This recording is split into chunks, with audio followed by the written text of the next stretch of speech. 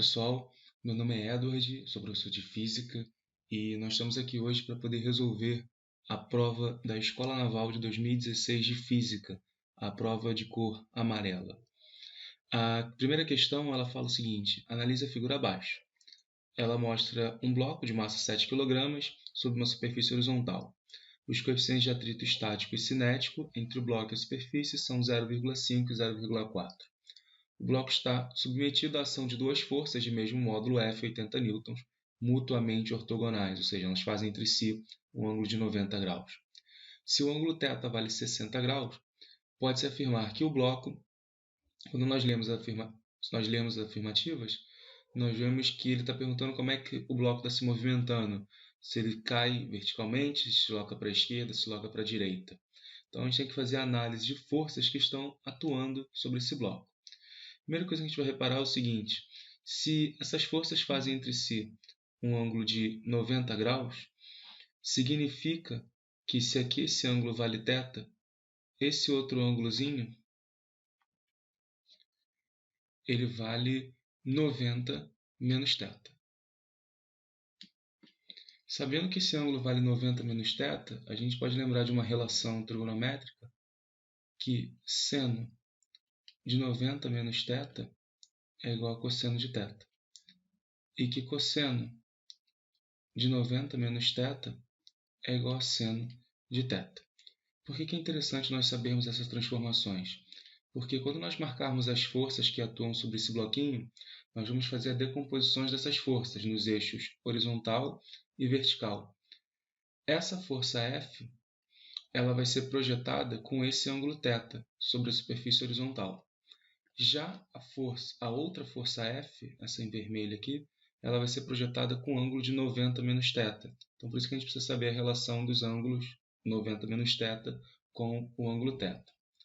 E agora, vamos traçar os eixos horizontal e vertical para que a gente possa depois fazer a marcação correta de todas as forças.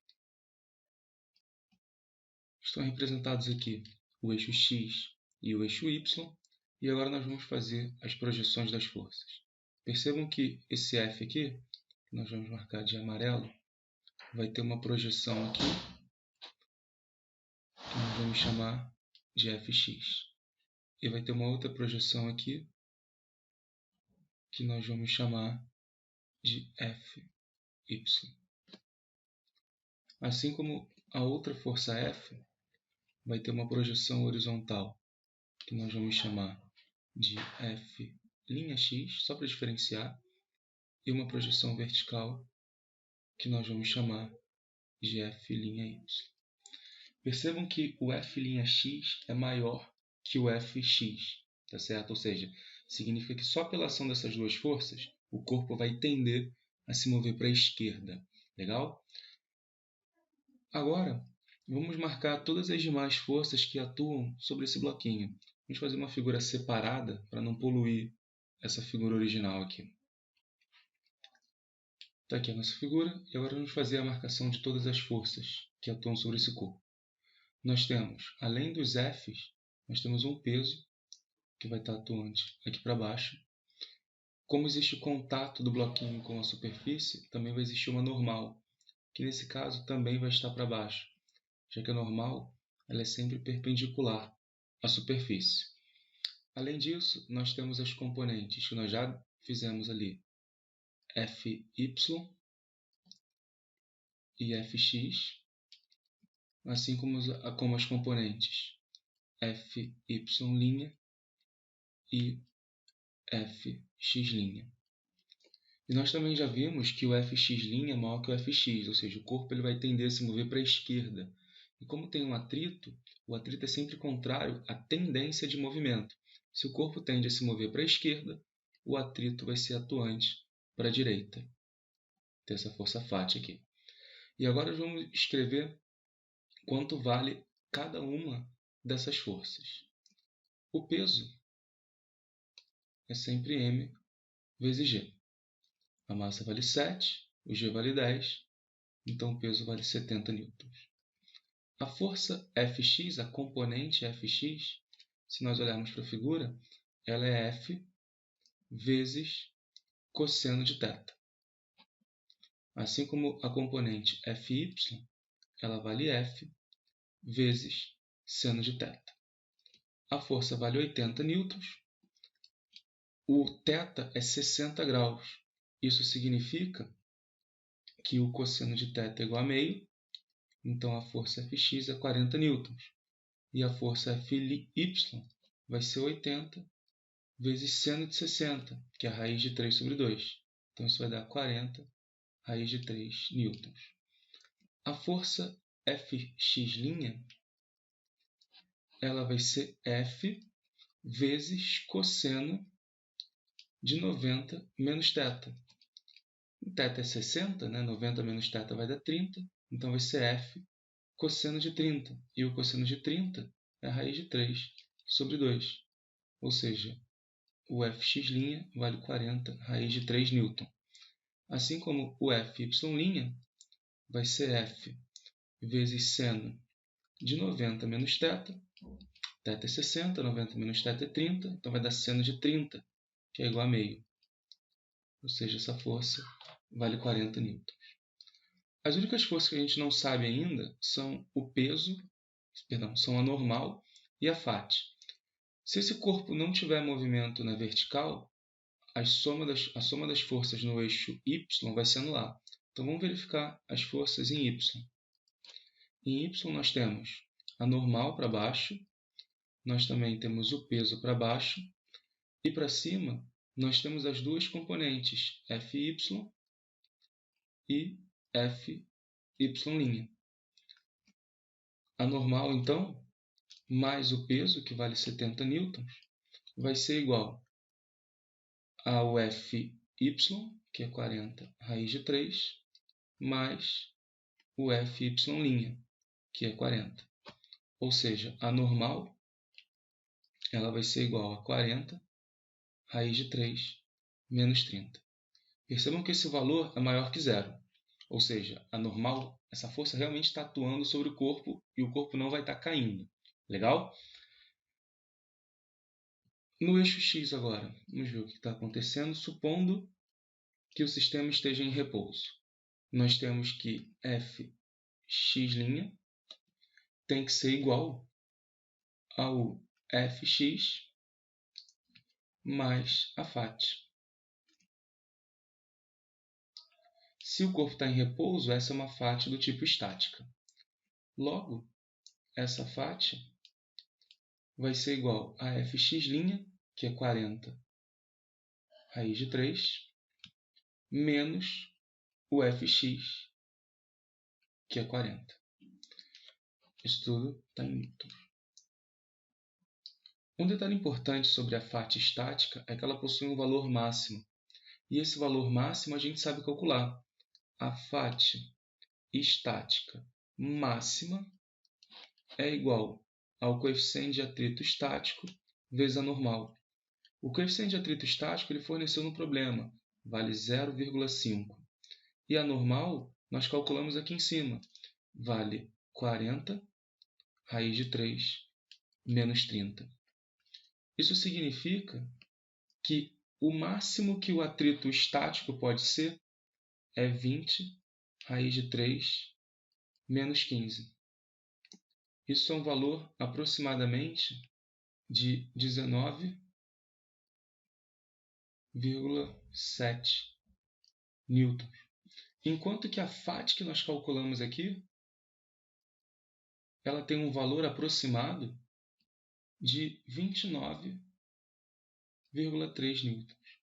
Percebam que esse valor, que é a Fat estática máxima, é menor do que a Fat necessária para poder manter o corpo em equilíbrio. O que isso significa? Que esse corpo não está em equilíbrio no eixo horizontal. Ou seja, ele vai possuir uma aceleração horizontal. Como o Fx' é maior que o Fx, essa aceleração horizontal é para a esquerda. Olhando as opções agora, qual que diz que a aceleração, que o corpo está acelerado horizontalmente para a esquerda? Afirmativa na letra E. Tranquilo, pessoal? Beleza? Essa foi a nossa primeira questão. Se você tiver qualquer dúvida, pode deixar nos comentários aqui embaixo que a gente vai tentar responder. Continuando a resolução, pessoal, vamos à questão número 22. Ela fala o seguinte: a figura acima ilustra dois blocos de mesmo volume, mas de densidades diferentes, que estão em equilíbrio estático, ou seja, estão em repouso sobre uma plataforma apoiada no ponto A. Observe que a distância em relação ao ponto A é de 3 para o bloco 1 e de 4 para o bloco 2. Suponha que agora o sistema seja imerso, totalmente imerso em um líquido de densidade 1,1. Mantendo o bloco 2 na mesma posição, a que distância devemos colocar o bloco 1 para que o sistema permaneça, mantenha o equilíbrio estático? Então, vou marcar duas coisas aqui. Primeiro, ele diz que os blocos têm mesmo volume. Isso vai ser muito importante, porque quando nós colocarmos esse sistema totalmente imerso num líquido, vai surgir uma força de empuxo. E essa força de empuxo depende da densidade do líquido, que nós vamos chamar de μ, do volume imerso. Como o volume é igual, os empuxos vão acabar sendo os mesmos, vezes a aceleração da gravidade. E percebam que ele não deu a massa dos blocos, mas ele deu a densidade. E se a gente lembrar o que é densidade, é a razão entre massa e volume. E o volume dos blocos é o mesmo, ou seja, a massa para esses dois blocos só vai depender da densidade. Legal? Então vamos desenhar aqui como é que é a situação inicial do sistema. Na situação inicial, nós temos o bloco 1 com apenas duas forças atuantes, o peso e a normal, que nós vamos representar aqui por P1 e N1, e o bloco 2 com duas forças, que são P2 e N2. E ele disse que essa distância aqui vale 3 centímetros, enquanto a outra distância vale 4 centímetros. Se esse sistema está em equilíbrio, nós podemos dizer que P1 é igual a N1. E também podemos dizer que P2 é igual a N2. E a gente viu aqui como é que a gente calculava a massa, né? E como o peso é massa vezes a aceleração da gravidade, nós podemos calcular o P1 da seguinte maneira: densidade 1 vezes o volume vezes G. Assim como o P2, nós podemos calcular como a densidade 2 vezes o volume vezes a aceleração da gravidade. E como o sistema está em equilíbrio, nós temos que a soma dos momentos também tem que dar zero.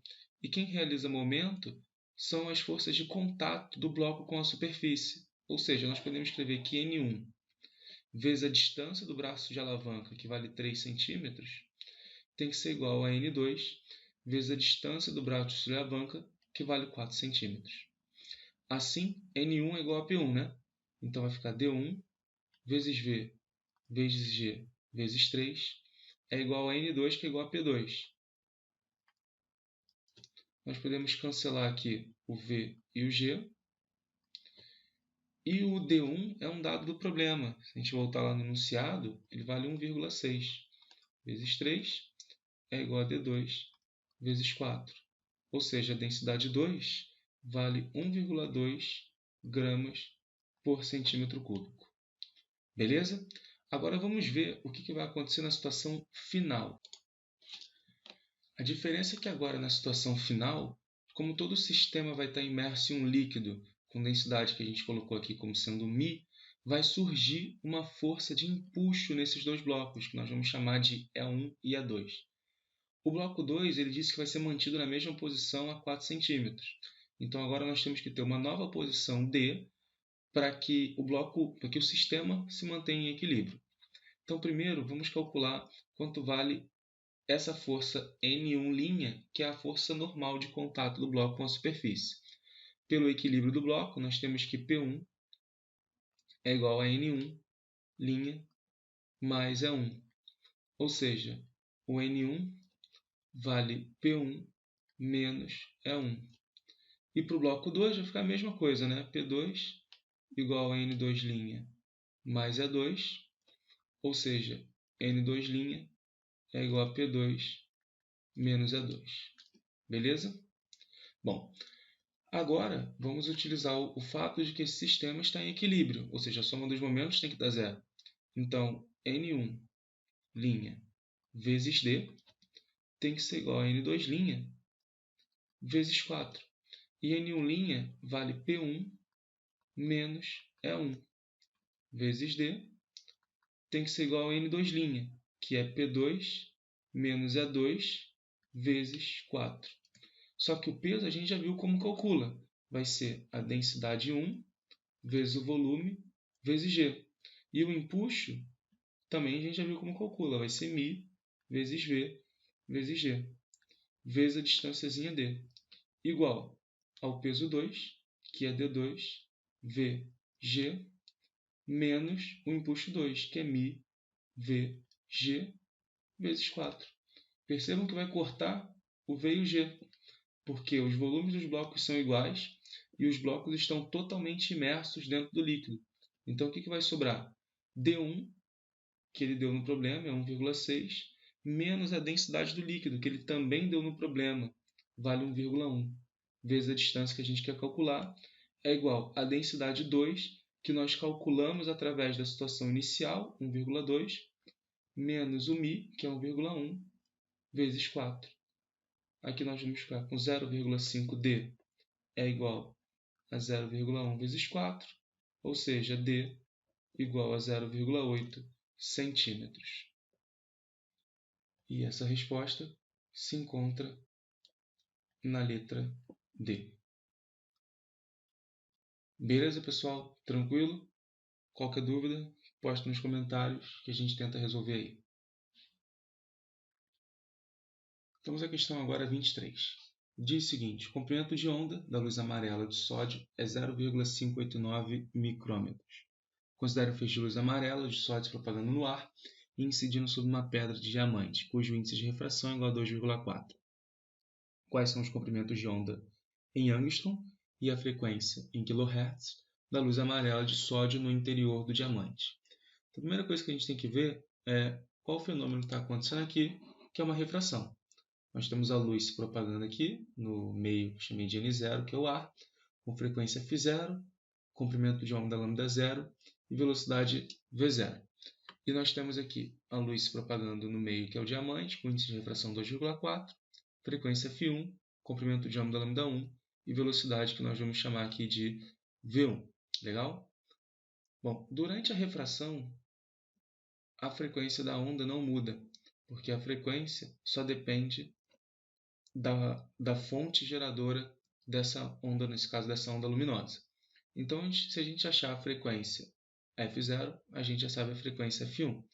E se a gente lembrar da relação da equação fundamental de ondas, V é igual a lambda vezes F. No ar, a velocidade é igual à velocidade da luz. Então, vai ficar 3 vezes 10 a 8 é igual à frequência que ele disse, que vale 0,589 micrometros, ou seja, vezes 10 a menos 6, vezes a frequência, que é F0. Legal? Então, a frequência F0 vai ser igual a 5,1 vezes 10 menos 6. Vem para cá com 8 vezes 10 a 14 Hz. Legal? Como ele quer a frequência em kHz, eu tenho que tirar um 10 ao cubo daqui. Então, F0 vai ser 5,1 vezes 10 a 11 kHz. E essa frequência é igual à própria frequência de propagação da luz no diamante. Beleza? Sim? Se olhar para as opções, só tem uma opção correta, que é a letra A. Legal? Mas, de qualquer maneira, vamos determinar a velocidade da luz no meio, que é o diamante. Se nós usarmos a definição de índice de refração, o N1 é a razão da velocidade da luz no vácuo sobre a velocidade da luz no meio. Então, nós podemos escrever que V1 vale C, que é 3 vezes 10 a 8, sobre o índice de refração, que é 2,4. E usando a equação fundamental, V1 é igual a lambda 1 vezes F1, onde F1 é igual a F0, que nós já calculamos. Então, nós podemos escrever que 3 vezes 10 a 8 sobre 2,4 é igual a lambda 1, que é o que nós queremos calcular, vezes a frequência F1, que é igual à frequência F0. Com isso, nós temos que λ1 vale 0,24 vezes 10. Aqui tem um 8 e aqui tem um 14. Então, vai ficar 8 menos 14. Menos 6. Ou seja, em potências de 10 a menos 10, que seria o angstrom, vai ficar 2,400, aproximadamente, né? Vezes 10 a menos 10 metros. E 10 a menos 10 metros, ele disse que é um angstrom. Então, λ1, exatamente como nós já tínhamos verificado antes, a resposta se encontra na letra A. Beleza? Tranquilo? Qualquer dúvida, nos comentários e a gente tenta saná-las. Vamos lá, pessoal. Na questão 24, ele fala o seguinte: o motorista de um carro entra numa estrada reta no sentido norte-sul a 100 km por hora e dá um toque na buzina de seu carro que emite um som isotropicamente na frequência de 1200 Hz. Isotropicamente significa que a frequência vai ser a mesma em todas as direções. Um segundo após, ele percebe um eco numa frequência de 840 Hz. Sendo assim, o motorista não pode incluir como hipótese válida que há algum obstáculo. Então, primeiro vamos entender como é que essa frequência ela pode variar quando o eco ele é recebido. Vamos lembrar da equação do efeito Doppler. O efeito Doppler relaciona a frequência que é recebida por um observador e a frequência que é emitida por uma determinada fonte através da seguinte relação: F igual a F0, numerador, velocidade do som, velocidade do observador, no denominador, velocidade do som, velocidade da fonte, em que, caso a fonte esteja se afastando ou o observador esteja se afastando da fonte, em cima fica um sinal de menos e embaixo fica o sinal de mais. E caso o observador ou a fonte estejam se aproximando, em cima fica um sinal de mais e embaixo fica um sinal de menos. Perceba que quando é aproximação, o F é maior que o F0. E quando é afastamento, o F é menor que o F0. E agora, na nossa situação, nós temos um observador se movendo com velocidade v, vamos supor, para a direita, e ele emite uma frequência F0, que é recebida por um obstáculo que, por exemplo, se encontra na frente dele. E esse obstáculo vai receber uma frequência F1. Quando ele receber essa frequência F1, essa onda vai ser refletida e vai voltar para ele, só que agora ele vai receber uma nova frequência F2. Vamos tentar relacionar essas três frequências. Primeiro, o F0 com F1 é uma fonte se aproximando do observador. Então, a equação vai ficar F1 igual a F0, que multiplica a velocidade do som, sobre a velocidade do som menos a velocidade da fonte, porque a fonte está se aproximando do observador. Agora, o objeto é a nossa fonte e o motorista é o observador. Então, agora o observador é que está se aproximando da fonte. Então, a frequência F2 vai ficar F1 vezes velocidade do som mais a velocidade do observador sobre a velocidade do som. Se nós substituirmos a equação de cima na equação de baixo, a gente relaciona diretamente o F2, que é a frequência recebida pelo observador, com a frequência F0, que foi a frequência emitida originalmente pela buzina. Nós vamos ficar com a seguinte relação: F2 é igual a F0, velocidade do som, mais V, sobre velocidade do som, menos V. Percebam que nós estamos aumentando o nosso denominador, nosso numerador. Isso significa que a frequência ela também vai estar aumentando. E nós também estamos aumentando a fração, fazendo a diminuição do denominador. Ou seja, a frequência 2, ela com certeza é maior que a frequência 0. Se a frequência 2 é maior que a frequência 0, o nosso observador, o motorista, ele perceberia uma frequência que é maior que 1200 Hz. Ou seja, nessa situação em que tem um objeto parado à frente do carro, na frente do motorista, ele perceberia uma frequência maior que 1200 e não uma frequência menor, como ele está percebendo. Ou seja, essa situação é que ele não poderia incluir como uma hipótese válida. Beleza, pessoal? Então, a alternativa, letra C. Bom, continuando, a questão 25 fala o seguinte: a figura acima mostra duas partículas A e B se movendo em pistas retas e paralelas no sentido positivo do eixo X. A partícula A se move com velocidade constante. O que isso significa? Que essa partícula vai descrever um MRU, de módulo 8 metros por segundo. No instante em que A passa pela posição x igual a 500 metros, a partícula B passa pela origem com velocidade 45 metros por segundo e uma desaceleração cujo módulo é de 1,5 metros por segundo ao quadrado. Qual dos gráficos pode representar as posições das partículas A e B em função do tempo? Primeira coisa, a partícula A ela vai descrever um MRU. E o que nós sabemos sobre a equação do MRU? Que S é igual a S0 mais V vezes T. Nesse caso, vamos chamar o S de x, só para representar o eixo x. O S0 ela vai começar na posição 500 com velocidade de 8 metros por segundo vezes t no sentido positivo. Se a gente olhar para essa equação, essa é uma função do primeiro grau com o coeficiente angular positivo, ou seja, uma reta que vai ser crescente. Nós podemos representar essa reta da seguinte maneira. Percebam, tem uma reta aqui, partindo da posição x0 igual a 500, no instante t igual a 0, uma reta crescente. Agora vamos olhar para a partícula B. A partícula B ela descreve um MRUV. E nós sabemos que a equação do MRUV é S igual a S0 mais V0T mais AT ao quadrado sobre 2.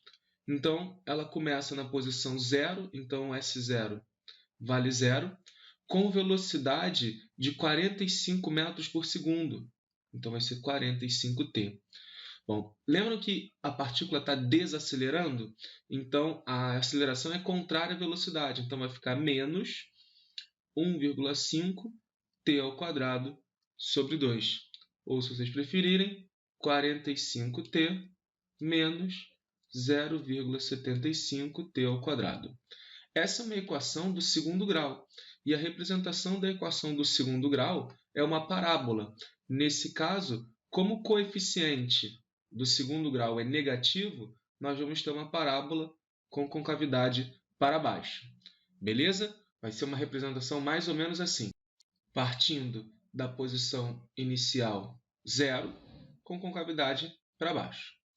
Agora, quando nós comparamos as opções, nós ficamos entre a letra A e a letra B. A diferença entre essas duas opções é que na letra A não há encontro das partículas em nenhum momento, e na letra B há o encontro das partículas em 2 instantes. Para nós determinarmos se essas partículas vão se encontrar, nós temos que saber primeiro se elas vão se encontrar. Então, nós vamos pegar o x do A e igualar com o x de B, e saber se essas partículas se encontram, e caso elas se encontrem, qual o instante que acontece esse encontro. Então, vai ficar assim. O x do A é 500 mais 8t. E o x do B é 45t menos 0,75t ao quadrado. Passando os termos da direita para a esquerda, nós vamos ficar com 0,75t ao quadrado menos 37t mais 500 igual a 0. Isso é uma equação de segundo grau. Nós só precisamos saber se essa equação ela tem raízes ou não. Então, nós só precisamos determinar o delta. Lembrando que o delta é b ao quadrado menos 4ac. Se o delta for positivo, ela vai ter duas raízes, ou seja, eles vão se encontrar duas vezes. Se o delta for negativo, essas partículas não vão se encontrar nenhuma vez. E se o delta for igual a zero, elas vão se encontrar apenas uma vez, vai ter uma raiz dupla. Então, o delta é menos 37 ao quadrado menos 4 vezes A vezes C. Fazendo essa conta, nós obtemos um resultado de menos 131, ou seja, o delta é negativo. Se o delta é negativo, as partículas A e B não se encontram. Se elas não se encontram, o gráfico que nós vamos representar o A, o gráfico no qual nós vamos representar o A junto com o B, vai ser esse daqui. O A com reta, o B com parábola, só que eles nunca vão se encontrar em nenhum instante. Beleza? Essa alternativa está descrita na letra A. Vamos agora à questão de número 26. Um submarino da Marinha Brasileira, da classe Ticuna, desloca uma massa de água de 1.586 toneladas quando está totalmente submerso e 1.554 toneladas quando está na superfície da água do mar. Quando esse submarino está na superfície, os seus tanques de mergulho estão cheios de ar, e quando submersos, esses tanques possuem água salgada. Qual a quantidade de água salgada em metros cúbicos que os tanques de mergulho devem conter para que ele se mantenha flutuando totalmente submerso? Ele dá aqui a densidade da água do mar e pede para desprezar o peso do ar nos tanques de mergulho. Então vamos tentar fazer uma análise das duas situações. Na primeira situação, aqui está a superfície da água, por exemplo, e aqui está o nosso submarino, beleza? E aqui está o tanque de ar, por exemplo. Nesse caso, o tanque de ar ele contém inicialmente água salgada. Então o sistema está totalmente submerso na água. Vamos fazer a análise de forças que estão atuando nesse corpo. Nós temos o peso para baixo e nós também temos o empuxo atuante para cima. Vamos chamar esse empuxo de A1 e vamos chamar esse peso de P1. Se o sistema está em equilíbrio, o que nós podemos dizer? Que P1 é igual a E1. E como é que nós calculamos o peso? O peso vai ser a massa do submarino, que nós vamos chamar de emissão, mais a massa de água salgada que tem dentro do tanque. Então vai ser P mais emissão, tudo isso vezes a aceleração da gravidade. E o empuxo? Bom, por definição, o empuxo é a massa do líquido que é deslocado quando você coloca esse camarada dentro d'água. E como são deslocados 1.586 toneladas, então o empuxo vai ser o peso equivalente a 1.586 toneladas de água. Podemos cancelar o G aqui e ficamos com emissão mais Mzinho igual a 1.586. E o que nós queremos descobrir é o Mzinho, para que a gente possa saber qual é o volume de água que existe dentro do tanque. Agora vamos à segunda situação. Aqui está a superfície da água e agora o nosso submarino está na superfície, né? Então ele está parcialmente imerso aqui e aqui está o nosso tanque que agora não contém mais água, contém ar. De novo, quais são as forças que atuam nesse sistema? Nós temos o peso, vamos chamar esse peso de P2, e nós temos um empuxo, que nós vamos chamar aqui de E2. Se o sistema está em equilíbrio, P2 é igual a E2. Só que agora nós não temos mais água dentro do cilindro, ou seja, o único responsável pelo peso é a massa do submarino, porque ele pediu para a gente desprezar a massa de ar que existe dentro do cilindro. Então vai ser M vezes G igual. Dessa vez, o volume de líquido deslocado corresponde a 1.454 toneladas. Se nós cancelarmos aqui o G, nós conseguimos calcular qual é a massa do submarino, 1.454 toneladas. Voltando na primeira equação, nós temos que massa é igual a 1.586 menos 1.454, ou seja, a massa é igual a 132 toneladas. Ele não pediu a massa, ele pediu o volume em metros cúbicos. E ele deu a densidade da água em grama por centímetro cúbico. Vamos tentar lembrar aqui como é que é a transformação de tonelada por metro cúbico. Por que tonelada? Porque é a unidade que a gente calculou a massa e metro cúbico é a unidade que a gente quer a resposta. Uma tonelada equivale a 1.000 quilogramas e cada quilograma equivale a 1.000 gramas. Então, nós temos 10 a sexta gramas.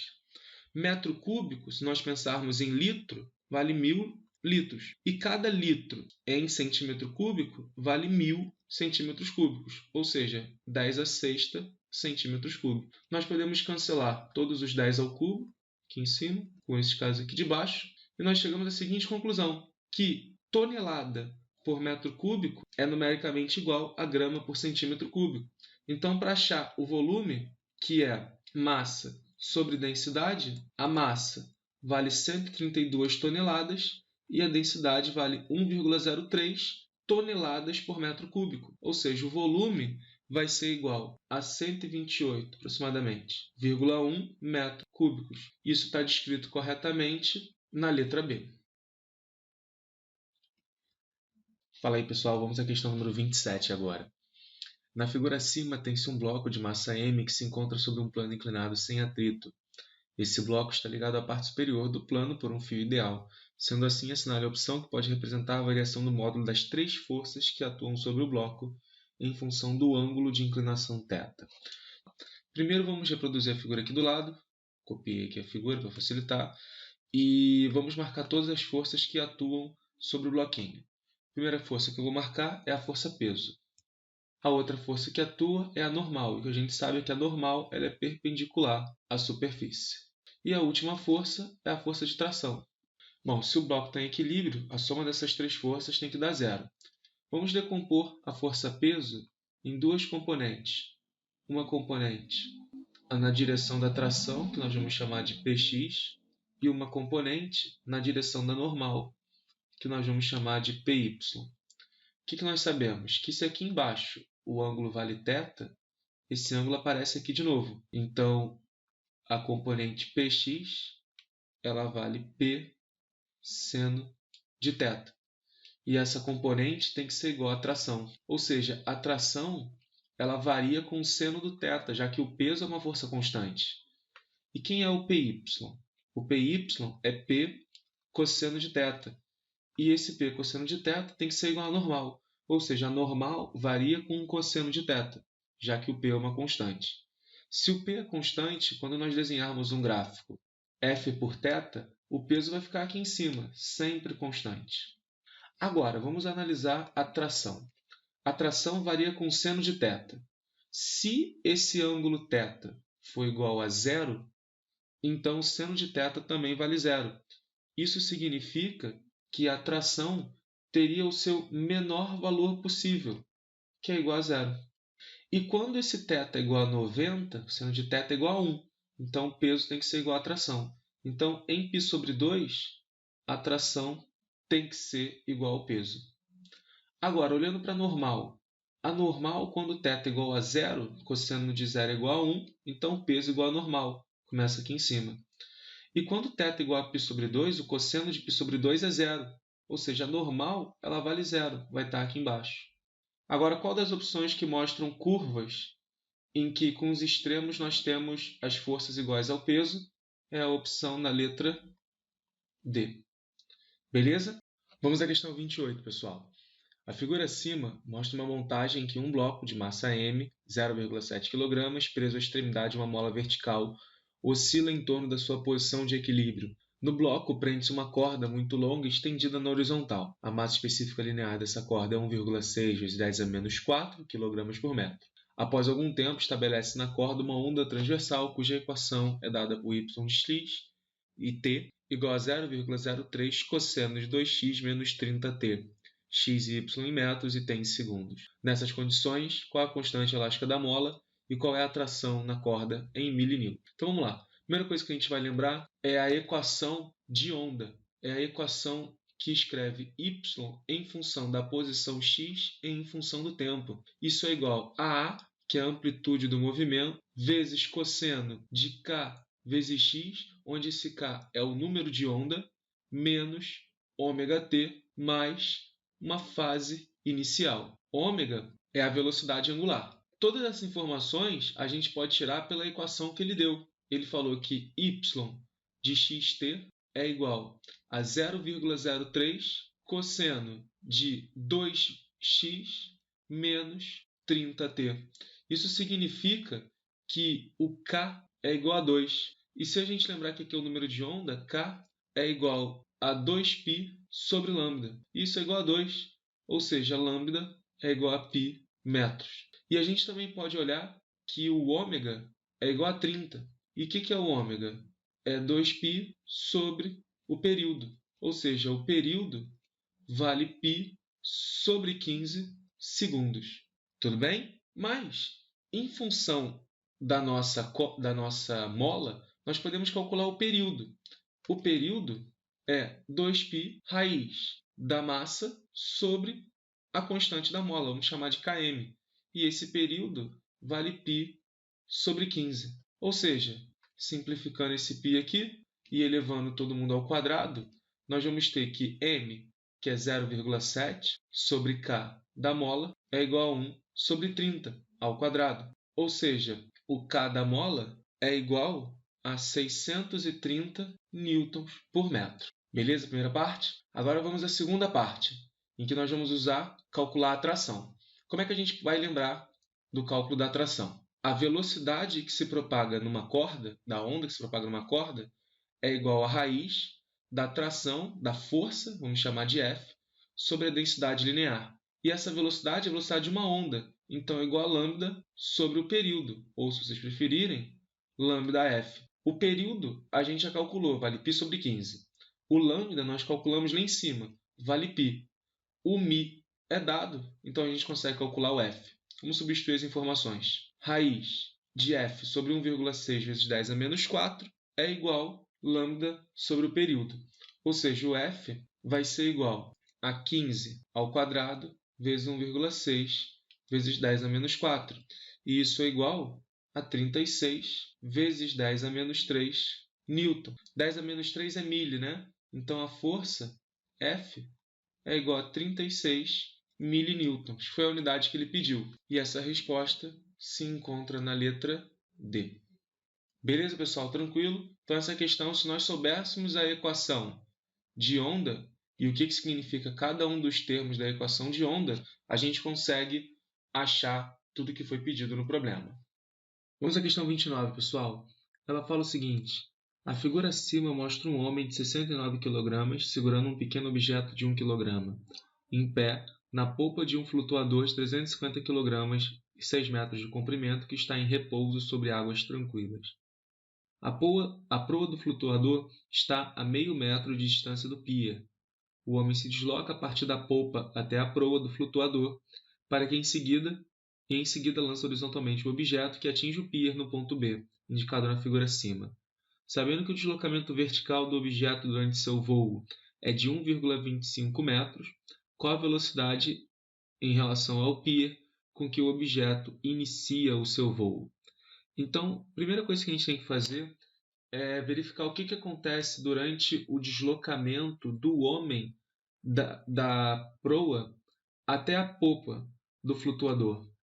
Então, aqui é a situação inicial, em que o homem está na extremidade do navio, e ele vai do barco, e ele vai andar até a outra extremidade. Só que no momento em que ele fizer esse deslocamento, o barco vai adquirir uma velocidade para trás. Legal? Então, o homem anda para frente e o barco vai se deslocando para trás. Durante esse deslocamento do barco para trás, o homem, quando fizer o lançamento do objeto, ele vai se encontrar uma nova distância D do ponto B.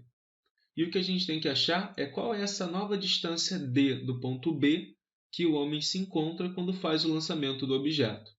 Então, vamos fazer a marcação das distâncias aqui. Considere que XH seja o deslocamento do homem em relação ao pier, XB seja o deslocamento do barco em relação ao pier.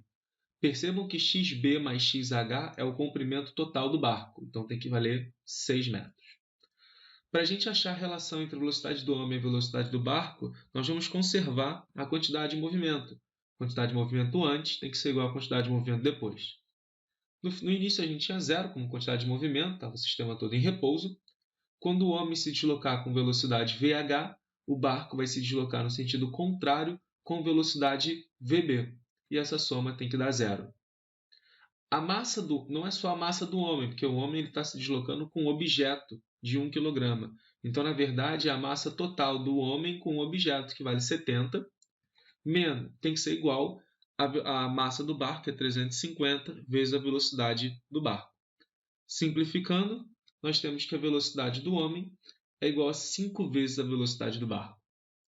E nós sabemos também que o deslocamento que o homem tem mais o deslocamento do barco tem que ser igual ao comprimento do barco, que vamos chamar de L. Só que como a velocidade do homem é 5 vezes a velocidade do barco, o seu deslocamento também vai ser 5 vezes o deslocamento do barco. Então, 5 vezes xb mais xb tem que ser igual ao comprimento do barco L. Ou seja, o que o barco se desloca é igual a 1 metro, enquanto que o homem se desloca tem que ser igual a 5 metros. Agora vamos analisar o lançamento que é feito da bolinha.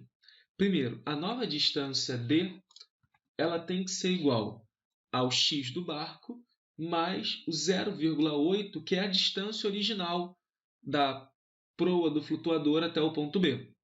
E como xb vale 1, a nova distância vale 1,8 metros.